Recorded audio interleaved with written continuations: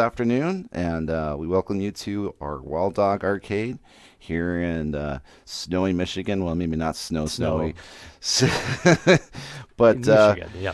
we are in Michigan, and we had a lot of folks that we met out in Minnesota, and we're definitely happy and excited to share this wonderful world of pinball that we have with everyone this afternoon. And yeah, Step back about a half foot. There you go. Now you're on. Now your head's not cut off. Oh, okay. All right.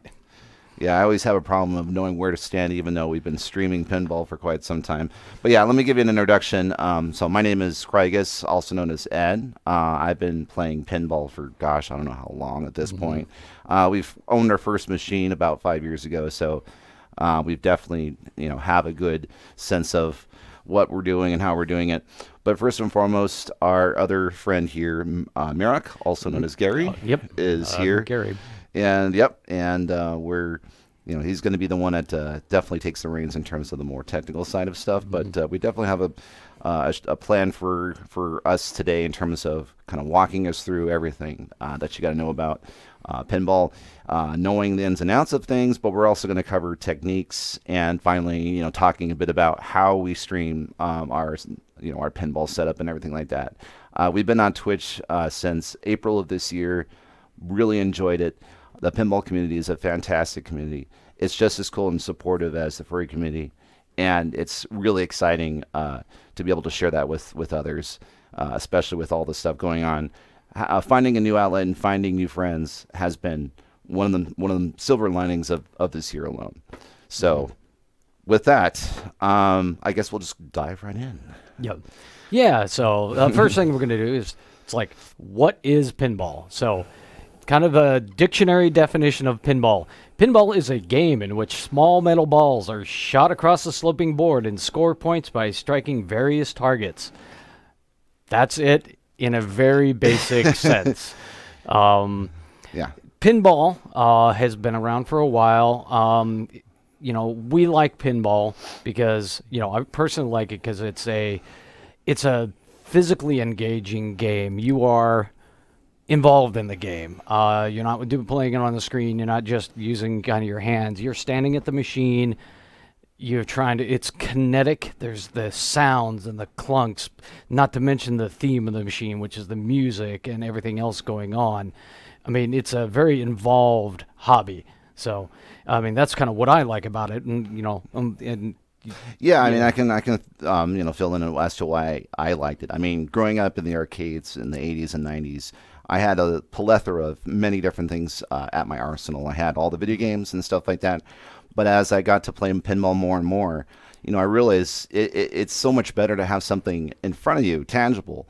It's so much more, random and much more excitement, I think, for me. There's a lot of excitement with video games, but this, to me, is where it's at, where everything is coming together with all of that. Pinball in general is essentially 70% skill and 30% luck. And there's very specific reasons when you're dealing with the skill and the consistency of being a player and that sort of thing. And we're going to talk a bit about what are some of the things that allow you to be a good player, essentially. So, Gary, if you want to... Yeah, the first one is... if you're familiar with pinball at all, there are flippers at the bottom. One of the key skills you have to develop to become a better pinball player is you have to develop ball control. Top players have incredible ball control where they can stop, do tricks with the flippers to get the ball where they want to place that. Yeah. I mean, really good people can have 3 to 6 balls being juggled the whole time the game is playing. So. Yeah, I mean, that's the first thing. And in case you're wondering, yeah, we're going to show you all the bits and boops and stuff as we come along here. We're sort of diving in sort of the intro stuff here as well. Obviously, the ability to aim and make your shots. All of it is about timing. And timing comes, like with anything, practice, practice, practice. And I found that once we owned our first machine, that's when I was able to actually really spend the time to have those, to have that ability to just keep practicing over and over and over again. And then, of course, it's when you walk up to the machine, a lot of the players can be very overwhelmed with all the stuff that's going on. And the basic fundamental rules, which we'll get into a little bit later. Just look for the flashy lights. Look for arrows that flash, and that's Yeah. where you're supposed to, hit your shots. Yeah, machines generally try to guide you in what you're supposed to do if you're feeling overwhelmed. I mean, yeah, we'll go into a little bit more of that, and kind of like really good hand-eye coordination is key to having the ball control and aiming and making your shots. Really good players go into tournaments settings where they're like 8 to 12 hours a day. They are standing at a pinball machine. So surprisingly, there's a lot of mental acuity. You are focused mentally for those people are for 8 to 12 hours during competitions. So they have to be able to withstand the mental stress and the physical fatigue of being that. If you've ever watched like a video game player doing some sort of like world record run where they're playing it for like 24 hours a day, there's actually quite a bit of stress involved in that, physically, mentally, and emotionally. So yeah, and that's that goes without saying, in terms of like, if you've ever watched a movie like King of Kongs, and it was about a player who played Donkey Kong for hours and hours and hours on end, and literally needing to take, letting the character die just so that he can take a break, to go to the bathroom and things like that. So obviously we're kind of, going off on a very extreme, situation of course, but you get the sense of what that's all about when you really, really get into, the ins and outs of all that, and how physical that game can be. I mean, especially tilting the machine is also a fun thing. yeah. So before we jump into giving kind of our first show and tell and things like that, I'll quickly run through a couple of things that I thought were interesting about pinball that I think others would also appreciate, and at least knowing a little bit about how we even got to where we're at today with pinball in general. Yeah, so just a little bit of the history behind it. Yeah, absolutely. So to understand the history of pinball, we go back to France around the 1700s, and a bunch of aristocrats were playing croquet, and at times it would rain and things like that. And so they got bored. They wanted to do something, right? So they came up with this game called Bagatelle. And essentially all it really is a board with a bunch of pins on it. And you shoot a ball. You plunge a ball, rather. And the ball kind of randomly lands in certain spots. There's more luck with it. A little bit of skill because you have to be very precise with your plunger shots. But what happened was this game was then brought over to America during the American Revolution in the late 18th century. I didn't see that note. Oh, okay. And then during that time when it did get brought over to America during the American Revolution, then you had somebody by the name of Matthew Redgrave from Ohio that kind of changed it a bit and came up with his own version of pinball around the 1800s, around 1871 to be precise. Eventually, then, that's when we take the next step and we get into the whole idea of pinball being a game of skill, when in fact they added flippers to the machine. So the flippers didn't actually come onto the machine until around 1940s. The first game that had it was a game called Humpty Dumpty, of all things, right? So once you had that, then you had people getting upset over the fact that, it's a gambling machine and so forth. So for a little while, between the 1940s all the way up till 1976, it was banned in several different cities because it was considered a gambling device. Yeah, a lot of people considered it a game of chance. When, in fact, once you put the flippers on it and you gave the player some engagement with it to affect the outcome, then it became a game of skill. But I think Ed's got some more detail on that.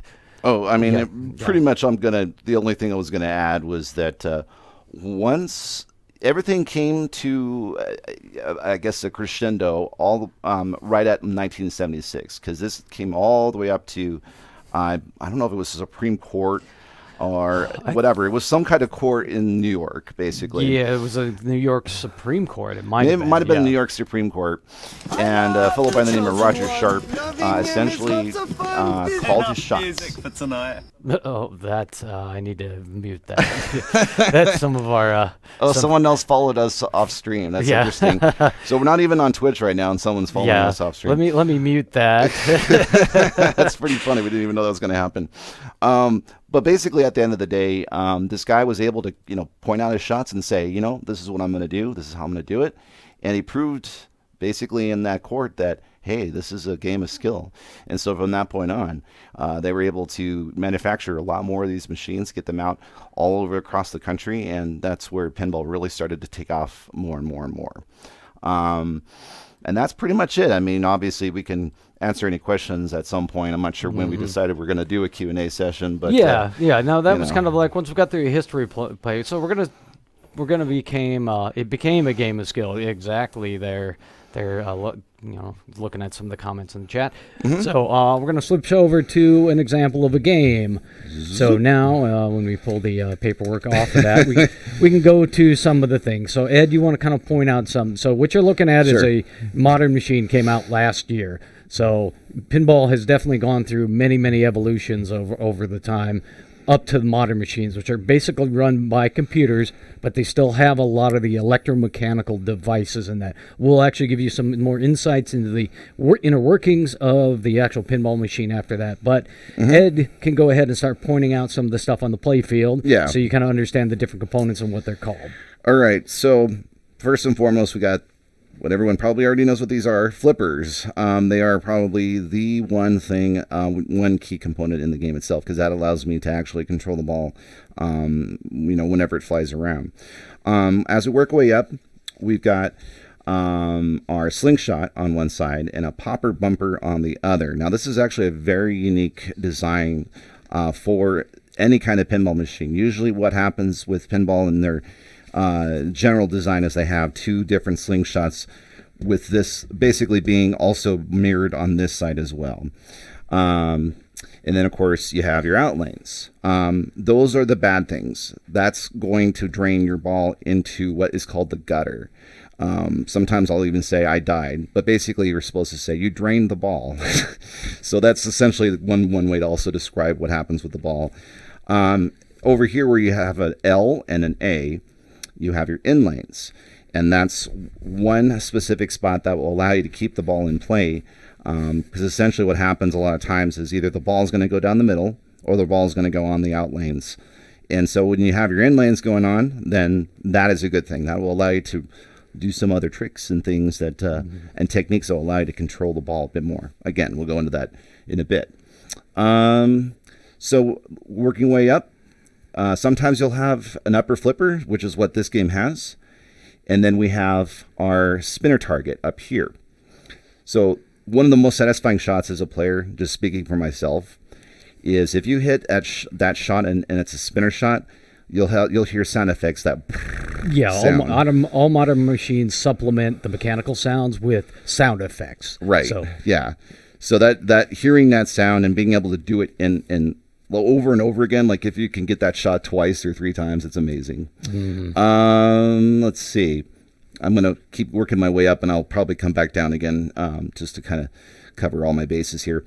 Obviously, the next things up are ramp shots, what they're called ramp shots. This particular machine has a clear ramp, and this is also a very difficult shot only because of how high and how deeply what is the angle of that thing?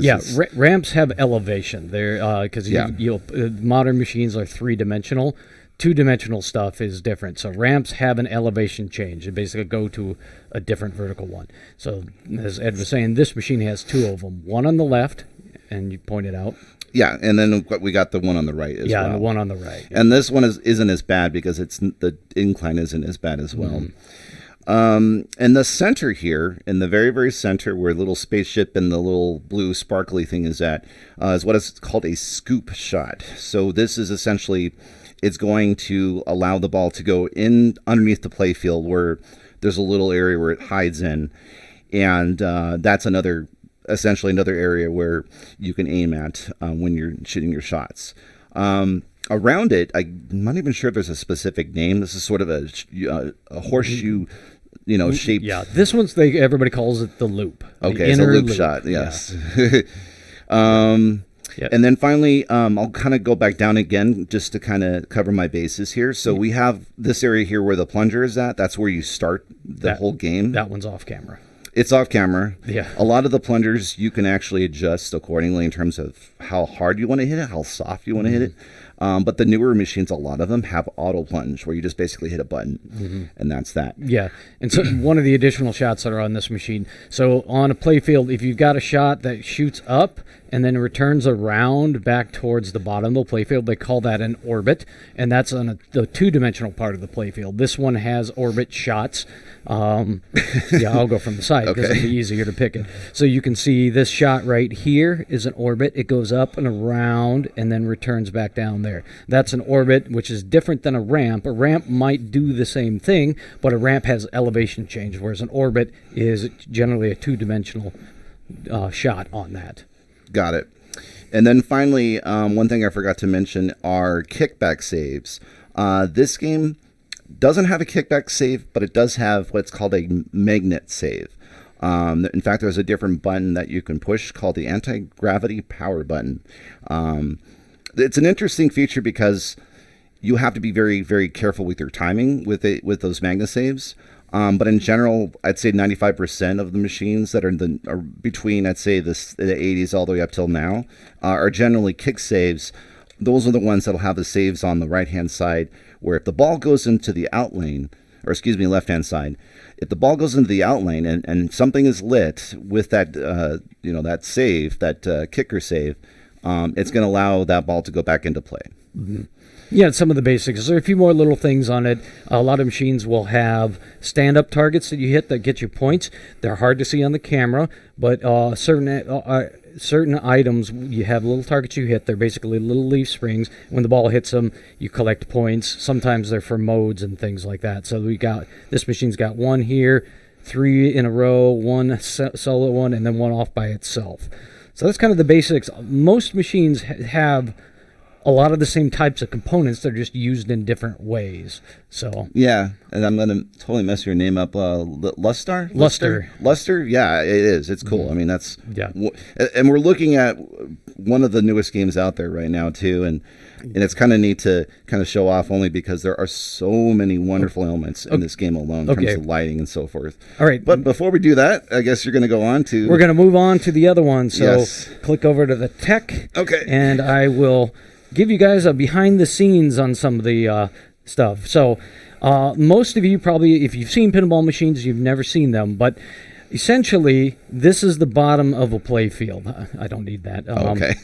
This is the bottom of a play field. So you never see this stuff when the machine is sitting on site. So this is like the crazy underside of this is a 1980s machine, so they're a little more complicated, mostly because of wiring.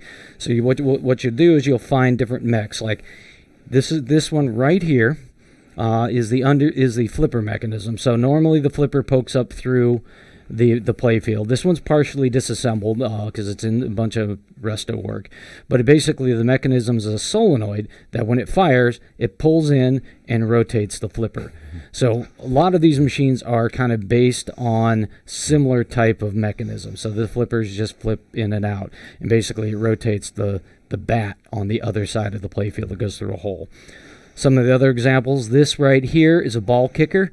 So the coil will fire and kick the ball out of a trough. Mm-hmm. There are a variety of different types of coils. So like I said, some of this is disassembled, so you won't see some of it. This particular machine we're looking at here actually has 4 flippers. It has 2 lower ones and 2 upper ones hiding in here. So this one's got a bit of work going on to it. And yeah, it is a beautiful mess, exactly. Yeah. Yeah, this is, working on a pinball machine is not necessarily for the faint of heart. There's a lot going on, and it takes a lot of, like, if you have a problem with the machine, you have to spend some time diagnosing what's wrong? Do you have a bad wire? Is there a diode bad? Do you have something shorted? Is a coil fried? There's a lot of different things to look at. More modern machines actually give you some computer diagnostics, thankfully, and you can think. So down in here, this is actually, the lights are removed from here, but basically this is a light board. So light bulbs go into here, and it obviously turns on and off lights for telling the player different things are going on. Here's an example of some other pieces of tech. This one right here, whoops, I got a wire in the way.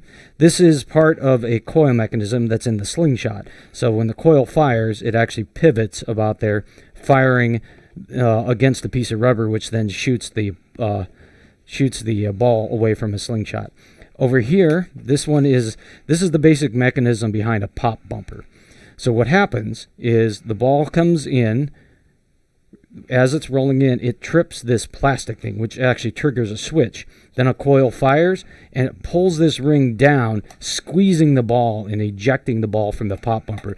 So if you've played pinball and you've hit it into the pop bumpers, you'll get that. If you got 3 pop bumpers nearby, you'll get that wonderful ding, ding, ding, ding, ding, ding, where it rattles between the pop bumpers. It's probably one of the most iconic things about pinball is that particular pop bumper thing. Yeah, pop bumpers came in pretty early on. Mm-hmm. So we're going to show you something that hopefully doesn't give you some nightmares, but this is an example of a mech from a Funhouse machine. So this is a mech that's interactive on the game. It interacts with you.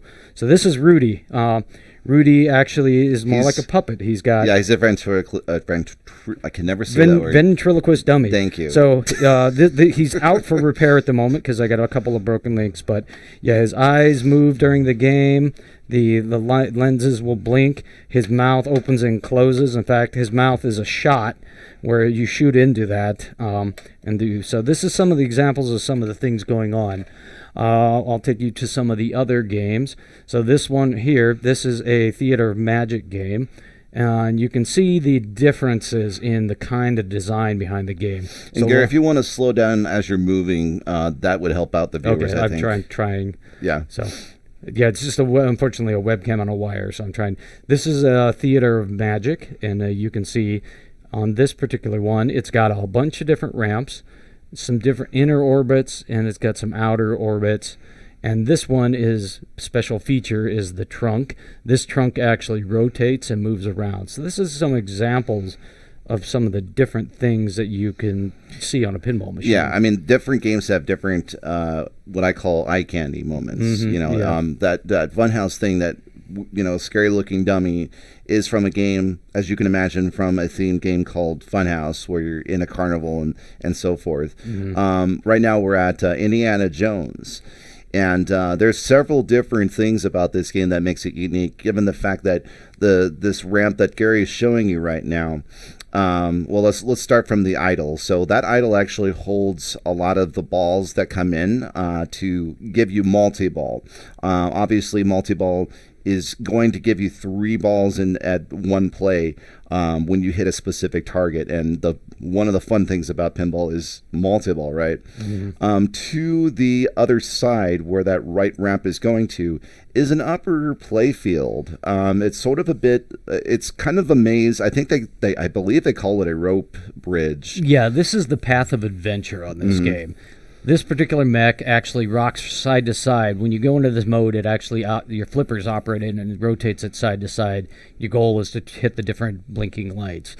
Pinball pretty much tells you with the blinking lights, and a lot of them will do audio call-outs to match about what is going on with the game. So yeah, and I'm kind of looking at a couple of comments there, and yeah, I mean, mechanical games make you feel, like that is definitely thumping your hands.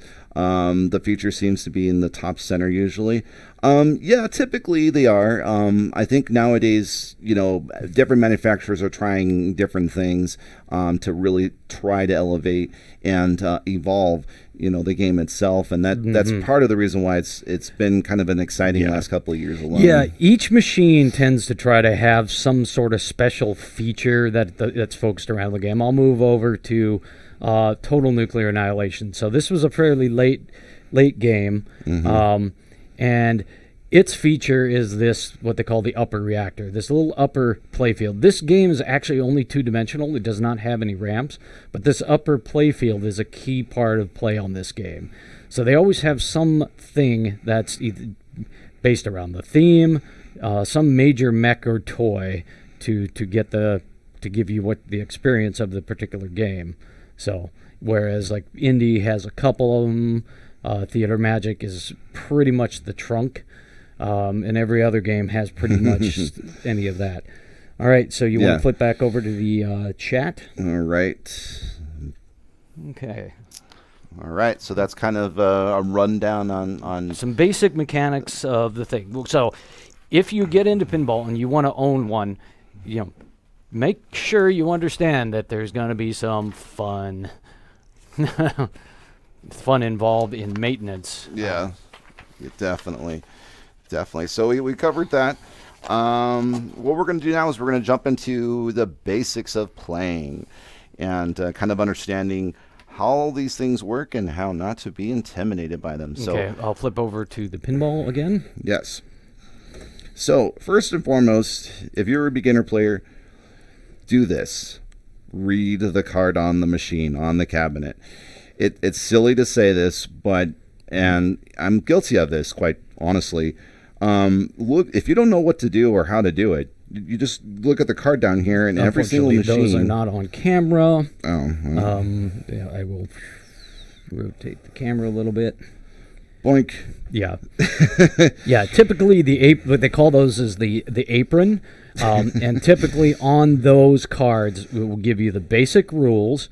And maybe some, it's maybe some tips and hints and stuff like that. Yeah, it might even give you some hints and things like that. It depends on the game and how much information, but the basic rules are always there. Yeah. It also will tell you for entertainment only, for legal reasons. I don't think they say them nowadays, do they?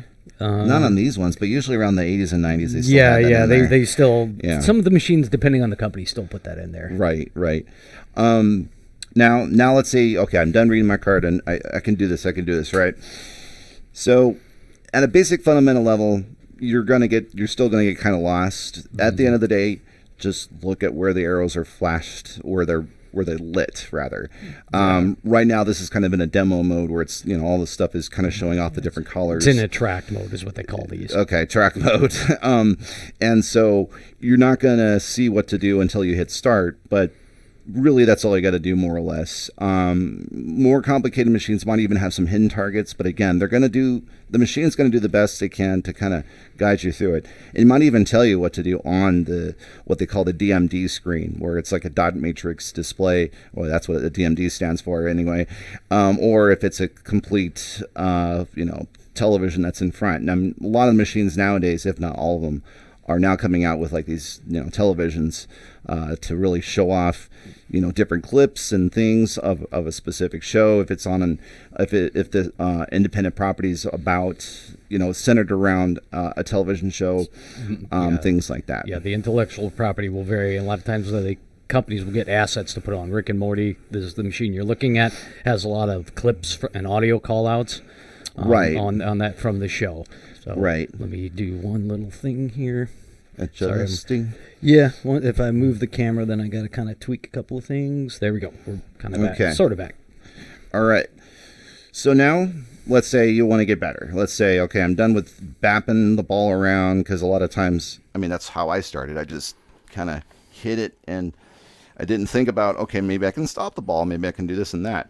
So what we're going to do now is we're going to jump into an actual demonstration on how to do these techniques, and we're going to show you first with a cool little animated GIF on each of those techniques. So we're going to start with that. Yeah, there are basically roughly five basic flipper techniques that one can use to try to control the ball, because these games are really all about ball control.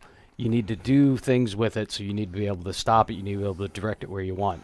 So the first one is what is called the dead flip. So the dead flip, basically when a ball is falling down towards the flippers, if you don't flip it, it'll bounce somewhere else. And if you judged the speed or whatever, it'll flip to the other side in case it's coming down on the left in this case, and you want the ball on the right because you need to make a shot that's off of that right flipper. You would do this dead flip technique. Mm-hmm. So, all right, so there's that. The next one over is the live catch. So the live catch is all about basically if the ball is heading straight towards the table and you're moving your flipper up, you're rising it up with perfect timing so that you're allowing the ball to go to the trajectory that you want it to go to. Basically, the ball should hit the flipper at the exact moment that the flipper reaches the top when you hit the button, and then that reduces the speed of the ball, and that's when you execute it perfectly. That means the ball is going to come at that stop. Mm-hmm. Okay. And then next one over. The next one is what they call the drop catch. And so this is where, this is a technique where as the ball is coming into the flipper, you release the button a little bit to sort of deaden the velocity of it, and you basically can stop it. So it's coming in at an oblique angle, and this is a little technique you can do to try to stop the ball when it's coming in off angle. So that's the drop catch. All right. So we got that one, and then our next one up is the rolling pass. This is a really, really useful one, especially when you're trying to get the ball to go to a different flipper. So the idea is that with that, you're going to allow the ball to roll into one end lane, and your flipper is going to be remaining up. And then if you want to, it depends on the speed of the ball, you can make it you can do a little tap of the button to actually kind of help the ball go over successfully. A lot of times with some games you may not need to do that because the ball's traveling at such a high velocity. But essentially what you're doing is you're holding your flipper up, and as the ball approaches the end of the flipper, you're going to do that tap and then release and then reflip. And so that way it's allowing the ball to go, because sometimes, a lot of times, you're going to want to hit some targets that you haven't hit in a while that require you to use a different flipper to do so. Mm-hmm.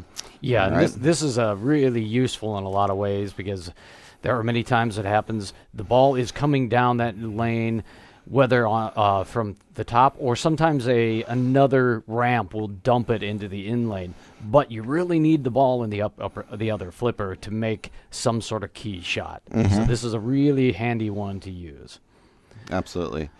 All right. And then finally what we're going to show is what they call a post pass. Yes. Not past, pass. Yeah. So go ahead. Yeah, so you've trapped the ball in one flipper, but it's not where you want it to be. So this trick, basically, if you flick the flipper a little bit, it'll put a small amount of velocity on it. Then it will hit what they call the slingshot above it and kind of deflect it across to the other side. And then you can flip the flip up and trap the ball on the other side. So that way, in this case, you're trying to make a right flipper shot to somewhere on the upper left part of the play field. Yeah. And so that's essentially a quick rundown of that. I know what we want to do is also kind of give a little chat about how we achieve what we do when we stream, because I know that was something that was mentioned, when we were, getting things ready and so forth. So I'm kind of doing this a little bit of ad lib here, but essentially the idea, we'll start with what is the most important thing when you stream, whether it's Twitch or, you can even stream on YouTube or whatever. Definitely want to make sure that you have things well lit. Yeah. Lighting. You can have a camera that can only show at either 30 frames per second, or you can have what is most ideal at 60 frames per second. But I would gladly watch a stream at 30 frames per second if you can see what's going on. Yeah. So one of the things about streaming the pinball, it's a little bit different than playing a video game per se on your PC, because you can just game capture those things, broadcast it out. Handling a physical machine, whether it's an actual pinball machine or an arcade, is a little bit different, because you're trying to film a physical object. You're also in pinball, you're trying to film a physical object that moves really fast. So if it sort of makes sense, because like back in the days when there were film cameras and you try to take a picture indoors, that picture is most likely not going to come out unless you had some really good lighting or you actually had a flash on the camera. So it's the same kind of principle. In fact, I guess I can show you some of the lighting equipment we have. Maybe. Well, actually, use this camera. Oh, okay, perfect. We can flip over to the tech. Excuse me. And then you can. I can slowly show You the can rig show and some of the stuff, rig. too. Yeah. So you know, lighting and depending on what object you are, I'm gonna get there. I'm not yet there yet. Okay. Tech. There we go. So we have built a purpose-built rig just for pinball streaming, where we have step back a little bit. Yeah. We actually run a rig when we're streaming pinball. It's got 6 video inputs. Today we're actually using 7. So you have a playfield camera, you have other cameras to capture key features of the game. We put pinball forward in our streams. People are coming to us to see the pinball machines we're playing and then enjoy the chat with us. So we build a rig that's got we got 3 different light setups, because physical objects you have to light really well. Pinball machines tend to be a little bit on the dark side because they're designed so that the lights dazzle you. You keep putting quarters into it, and that operator wants you to keep putting quarters into it, so it's got to look really pretty. So we have to light it really well. Go ahead. I was gonna say this is one of the lights right here. Yeah. That just lights sort of the side of the cabinet and other areas. Well, yeah, that lights up kind of the center of the playfield. We've got 2 strip lights that are magnet mounted on the rails of the machine. We have overhead cameras, playfield camera, operator camera, that's me here, and then a player camera, because people kind of want to see you playing and when you're chatting with them. So, and then the other thing I'll point out here as well is we have what's called X. What's it called? X Stadium. Yeah. Pin Stadium Extreme lights. Yeah, there you go. These are designed for streaming pinball. They're magnetic mount. You can move them from machine to the machine. So we use a combination of it's just a magnet basically. Yeah, but it's underneath a plastic. Yeah, it's an app-controlled LED strip, so you can tune the lighting to what you want. We keep them pretty dim, because if you put them too hot, they make the sides really hot, and the middle of the playfield's dead. So we balance it out with a couple of other lighting areas. Yeah, and this is a camera that we use for the main playfield, and actually, it's more. It's essentially a camcorder. Yeah. It's a Canon Vixia HF800. It does it'll throughput 1080p at 60 frames a second during play. Pinball on the playfield, if you can get a 60 frame per second camera, it's really good, because that allows you to see the ball and you don't miss some of the action going on. So. Yeah. And to kind of close this out, and then we'll kind of look at and see if there's any questions. Gary had actually hand-built this rig during the middle of lockdown, essentially. We didn't have any other way to build anything at the time, and what better way to make use of materials and 2x4s. That's essentially all this is 2x4s. With some wheels on the bottom. With some wheels on the bottom. Yeah. I mean, there's other rigs and possibilities that people use where, it's the little flexible bendy thing that Dave, what is this? Dead Flip.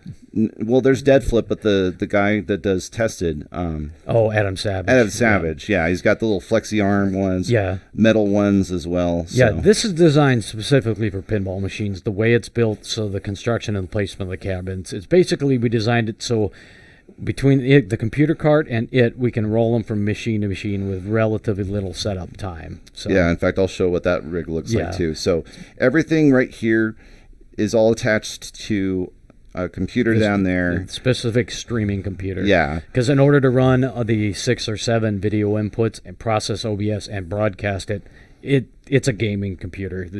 You could run some high-end games on this one, but processing all those video signals takes a lot of horsepower. So. But yeah. Right now we'll move over to... Let's see if there's any questions here. Not yet. We'll move over to the chat for a little bit. All right. Well, okay. And then if you guys got some questions, now's a great time to ask us, and then we'll do some play demo on the machine. So what you guys are really here for? No, I'm kidding.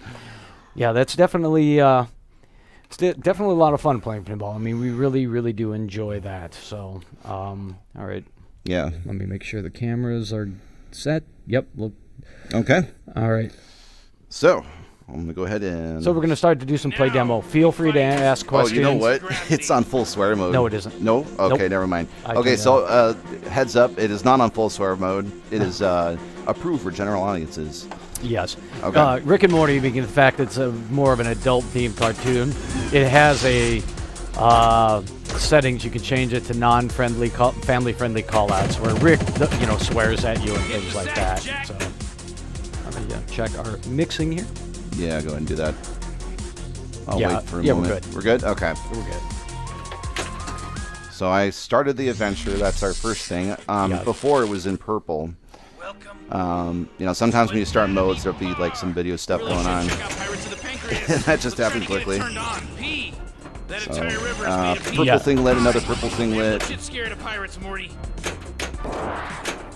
I'm gonna do my best to kind of show off some techniques as well that I like to use when I play any game, really. Yeah. Okay, so full disclosure for anybody who's a newbie to pinball, Rick and Morty Pinball is probably one of the most difficult pinball machines available. Yes. The shots are non-intuitive, and and everything's pretty tight. It's designed that way on purpose by the designer of the game. So it is not a entry-level pinball machine for skills. So some of the flipper shots are going to be a little more difficult, in particular on this game, because of that pop bumper that the designer put down there. Yeah. It basically throws a big bunch of chaos. So this game has several different key aspects to it. So every game is going to have some sort of mode or something that you unlock to do specific things. This game has actually multiples of that overlaid on it. It's got adventures. So, if you've ever seen the show, this one, you got the Morty adventure card. So every 10th adventure he gets to pick. Adventures are independent from dimensions on this game. You can change dimensions to get things. Like in this case, when you We're go to in the Wilhelm dimension. Yeah, you are in the Wilhelm dimension. So you get a bunch of Wilhelm screaming. This is probably the worst mode. There we go. We'll get out of it. This is the most annoying mode. Yeah. Well, actually, no. You got to change dimensions. Oh, I thought I did when I got into a new adventure. Adventures are independent from dimensions on this game. Oh. So this will still be Wilhelm. Get ready for lots of Wilhelms. In this case, if you look at the upper left part of the play field, it's flashing green. That's how on this game you change dimensions. So you'll see different colored lights and stuff on this one. Red lights in this dimension are dimension-related shots. Blue are a special mode on top of everything else called the Meeseeks mode. So he's got 3 different things going on in this game. This one has very complicated rules, and it's got very difficult shots. Yeah. It might look deceptively simple, but it's not. I'm making it look easy. Yeah. As I drain the balls, because, I showed off. That's usually what happens when I'm like, I'm doing great. And then all of a sudden that just happened. All right, they're basically was trying to demonstrate some of the ball handling capabilities. So now he's stopped the ball. And if you look, that's a start adventure shot in the middle. So you see the purple light in the middle blinking. But you also, in the upper left, you see the green flashing garage, which is, Jerry and Beth's house. Way back there. Way back in the upper left. That changes your dimension. And that is a much more difficult shot to get to. You cannot hit it directly from this right flipper. So what he's going to need to do is do some combination of shots to get the right or the left orbit shot to get into that garage. Yeah. So I can try doing a post pass, I guess. Yeah, or you can, the post passes on this game from right to left are next to impossible. What he can do is try to hit the left ramp, which will then drop it by the upper right flipper, and then you've got a crazy shot almost horizontal across the plate. Yeah, that's true. All right, I'll try that. Seats are just a garage away.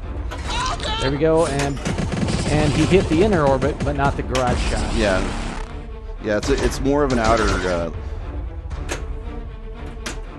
There you go. So now he has hit the right orbit, which now put him into a new dimension. So. Mr. Meeseeks, look at me. Yeah, that was kind of sort of a drop catch there, but still bounce a little bit. There's a lot of bouncing involved with this game. This game's very fast, so it's really older games tend to be a little slower, so some of these techniques work a little bit more cleanly. This game, there's a lot of chaos to it because it moves really fast. Yep. This is not a basic game for people. If you've But never it's a played lot of pinball, fun. if you've never played pinball, probably not the first one to put your dollar into. Yeah. I mean, if you're a fan of this show and everything like that, It's great, but you will get frustrated with losing the ball if pretty you're a quickly. beginner, yeah. Yeah, if you're a Never beginner. safe from the immortality field. So, it's not as steep. It's about the same kind of pitch as more later like 90s machines. What makes this one difficult is the power of the slingshots and also that pop bumper where a slingshot should be down in the lower left. The thing that's red, the big red lit item, makes it a little difficult. And then the shots, the actual shots, the way Scott Denisi has placed them is normal. If you get to play again, you'll find that there are certain sweet spots on a flipper that hit the shots really nice. Some of Yeah. these that he's got are just off the tip. They're not intuitive shots. right. Yeah. And that's a good thing to point out, Gary, is a lot of the times the easier machines, games like Junkyard or a couple others where they're fairly easy shots because of the fact that when the ball's coming down at you, the angle isn't so extreme. It's when Gary says that it's an intuitive shot, you can get into the rhythm of hitting those shots and really performing well and really enjoying hitting those targets. I bring up Junkyard because the main target. Shh, Morty, I'm talking. The main target on the upper part of the middle part of the upper playfield is essentially just a giant ball. So when you hit that ball and it dangles around and it hits about, that's the main focus of that game. And of course, along the way, there's other targets. But that's kind of what we mean when we say that. Yeah. Morty, Shot but we gotta get out there placement first. is very important in the design, whether a machine is easy or hard. Some of the easier machine will be what they call a fan layout, because so if you look at the table, it's pretty wide open, and it will literally be kind of going in an angle, shot. That's generally what they call a fan, because it looks like an opened up, Chinese or Japanese fan. Those will be a lot of your easier hit games. This one just has some really quirky shots designed into it. That pop bumper really messes up a lot of your Yeah, and there's shot also placement. backspin involved too. When the ball's Yeah. coming at you with such high velocity, you also have to take into account a lot of backspin that can happen. Yeah. Like right here, well, this one wasn't as bad, but a lot of times if I'm stopping the ball and that's scooching around, that's because it's got Yeah. such All right, head to the speed that garage it's and we'll go to spinning another around. Like dimension. kind of like when you're bowling a bowling ball and everyone does that spin in order to control it. Yeah, if the ball comes off of items with a lot of spin, then it makes the ball control a little more difficult. So Hey there, I'm Mr. Meesey. Oh, almost got it there. There we go. Oh no, I got Meeseeks mode. Meeseeks Mania. So basically, in this game, if you leave Meeseeks, if you get a Meeseeks and you don't hit their target right away, they go bad. And they start spawning themselves and start to give you, instead of multipliers, it gives you divisors on your points. So there's a lot of in-depth layer upon layer rules in this game, which makes it a little more hard to understand for a beginning player. Yeah. So some of the machines, we kind of put together a quick list of things that we thought were, beginner tables to go to. Junkyard, as I had mentioned, is a good one. We think the Stern Star Trek, Everybody's the whirlwind with those, exactly, Lester, with the whirlwind with those spinning discs make it, because it gives you that unpredictability. Stern Star Trek Pro that came out in roughly about 2011, 2012 is a pretty good beginner one in our opinion. Super Mario Brothers, which is a 1992 machine, is very easy. Yeah. So we are capturing this. Rico's asking how we're capturing that display. Which one? So we got 3 different displays. Yeah. That So, we're looking so at the here. so the LCD. Yeah, actually, the LCD is using a capture card. The spooky machines use HDMI inside of it. So the upper right camera view is actually a HDMI capture box that's pulling the signal out for the computer. So, yeah, that one is definitely, yeah, we can do that with certain Come on, Morty, games. launch the ball So- already. Yeah. All right, I'll launch the ball then, Rick. Yep, and then World Cup Soccer, we think is a pretty easy one. Scared Stiff is probably another easier one. Some of the intermediate tables that you want to go find, High Speed to Get the Getaway is a pretty good, fun intermediate machine. Indiana Jones, the Pinball Adventure, which you will see back over here. Without that immortality field. Attack from Mars is a good, fun one. It's a pretty fast machine, but the shots are not difficult on that one. Medieval Madness is a very classic favorite machine. Some sort of legally Funhouse safe knockoff of an 80s horror is not an character extremely with fast miniature machine. It's swords got for some fingers quirky instead of shots, knives. but it's a relatively easy one to understand rule-wise. Deadpool's one of the modern ones. We think it's a pretty good intermediate table.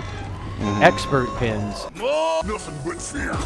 Oh yeah, it's like modern machines have wonderful soundtracks, you know, on that. It's the great thing about modern ones. Expert pins, Rick and Morty, obviously. Twilight Zone, we feel, is a kind of an expert pin because it has a lot of strange shots, which require you to develop your skills at flipper work to get those shots. And there's pretty patent things you have to do before you can do something else. Total Nuclear Annihilation, which is another Scott Demese who designed Rick and Morty. It's it's another fast machine. American Pinball made one called Houdini that is just stupidly tight shots. So you have to be extremely precise with your shot work on it. A fairly late one, like last year, Teenage Mutant Ninja Turtles that Stern came out with, has a lot of interesting shots, which makes it more of an expert machine. And Jersey Jack came out with one a couple of years ago called Pirates of the Caribbean. It was a sequel. Yeah. It was a second Pirates pin. It's extremely deep on the rules, so it's crazy complimented. Yeah. Luster is asking if we ever played Fishtails. Yes, actually, we have played Fishtails before. So Yeah. Fishtails is definitely one of the more popular machines out there, and a lot of people enjoy it for. I wouldn't even say it's a simplistic machine by any means. It's a very comfortable layout with the shots being pretty easy, much. but still fun. Yeah, you know? pretty much the shots on the thing and Fishtails are pretty good, except for the lock shot. Yeah. The nigh impossible to hit ball lock shot. It's basically, it's like they didn't actually want you to get multi-balls. And there's a way to. Sometimes the ball will get stuck in crazy ways, and this is one way, and it'll happen. And a lot of times when you have these machines, that's why you got to have a little bit of know-how on how to repair. And I'll say a couple of things. One, YouTube is definitely your best friend for some of these things, and two, the pinball community in general is very helpful. Pinside, does it .com is one? Yeah, place? pinside.com is a great place. Yeah. A couple other places as well. Okay, keep going. Okay. I'm going to answer this question. Yeah. This coming up here on that. So, yeah, companies still making machines. Pinball has seen a big resurgence in the last 10 years. There's actually a ton of companies making machines. Stern Pinball is by far the biggest. But you've got American Pinball, Jersey Jack, Spooky Pinball. In Australia, you've got a company called Haggis Pinball. The Alien machine that came out a couple of years ago by a failed company is being reintroduced. Somebody bought the assets, and it'll be coming out by a company called the Pinball Brothers. Multimorphic Inc. has got a line of computer monitoring-based ones, so an interesting technique. And then you got Deep Root Pinball, which is coming out with one pretty quickly called Retro Atomic Zombie Adventure, and it's coming out. So there's a ton of companies making pinball machines right now. It's crazy how much over the past 10 years pinball has really taken off. And during this pandemic, people are finding they're buying machines because they're staying at home more, so they couldn't go out to location to play games. So the pinball manufacturing companies are loving it right now. Creature from Black Lagoon is a fun machine. Yeah, it has got some difficult shots on that one. That is good. I mean, yeah, there's just a ton of activity in pinball right now. So, you know, when the pandemic gets over, go out to your local barcade, some bars, support the operators trying to keep machines on locations. Yeah, and even if they don't have their patio open or whatever they want to call it, you can always support these places by ordering food takeout. A lot of the barcades are surviving solely on that alone. Yeah. So that's one way to support them as well. Yeah, unfortunately, the pandemic has hit hard. There's been a few bit well-known arcades and stuff around the country that have shut down. They lost Pinburg, which was a convention. And then there's a few companies that have just unfortunately couldn't make it. Yeah. Well, we got a few minutes left. I guess I'll go ahead and let Gary take over for a little bit, and then field any last-minute questions I got an idea. and Go play things one of like those that. ticket games.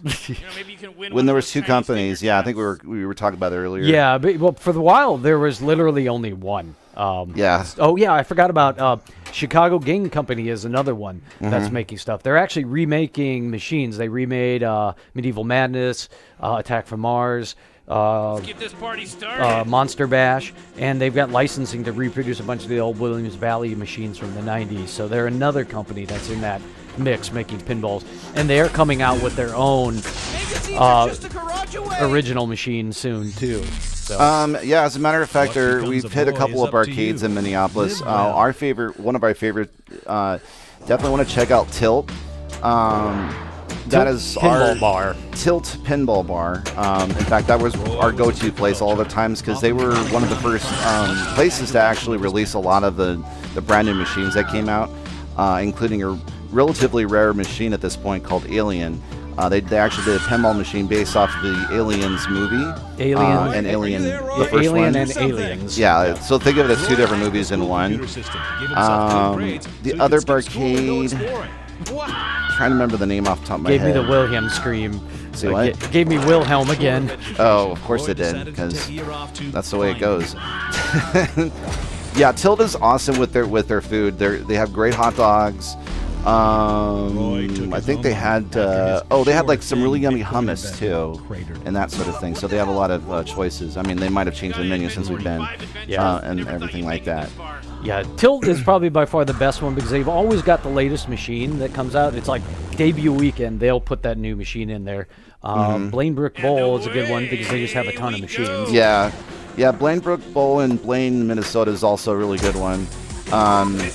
Another one. Thanks for saying dialed in, because that reminds me, there's another fellow in Hopkins, SS Billiards. SS Billiards. Billiards, rather. Yeah, he's loosely affiliated with Jersey Jack, so he's always got the latest Jersey Jack machine, and he has dialed in. Yeah, so. It's more of a billiards place rather than a barcade, but even Updown, I believe it's called Updown. Updown is another one in Minneapolis. They're more of a classic video game place, but they have quite a bit of pinball machines as well. Yeah, they do. And everything like that. Counting on you, Morty. That's kind of Haven't been there, want to go to Blaine. Yeah, I mean, obviously, provided that everything is safe, and I don't know what the lockdown situations are currently. Yeah, in Blainebrook is a but- bowling alley, so they probably are not functioning like much. Yeah, So yeah. Tilt is probably only doing food takeout on the food. So Yeah. All right. With a couple of minutes left, I'll kind of start wrapping things up, and I'll do last-minute questions as well. Yeah. Ken Wonderland's another great place in St. Paul. Thanks for that as well. But yeah, I'll just go up here real quick. Yeah, well, you have to do the last minute. Last minute, yeah. It's got a hot reset on the game, and it makes you feel ashamed to have aborted a game. Yeah.